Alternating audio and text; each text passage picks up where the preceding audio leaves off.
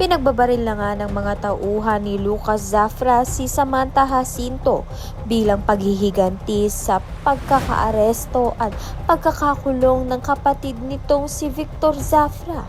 Kahit nag-iisa, buong tapang na hinarap ni Samantha ang mga armadong kalaban at ipinakita ang kanyang husay at katatagan sa gitna ng matinding bakbakan. Sa kabilang banda naman nga, ipinag-utos naman nga ni Victor Zafra na kanyang mga tauhan na hanapin nga itong si Gabo upang pagbayarin sa mga nagawa nga nito kay Victor.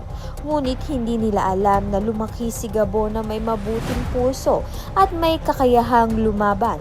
Habang naglalakad, nasaksihan nga niya ang pang-hold up sa isang matandang babae at ang kanyang apo.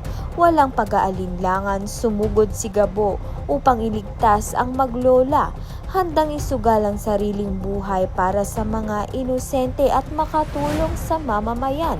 Samantalang ito naman ng si Gabo ay patuloy pa rin sa paghahanap nga kay Ricardo upang bagbayarin na nga ito sa nagawa nga niyang kasalanan noon sa kanyang ina.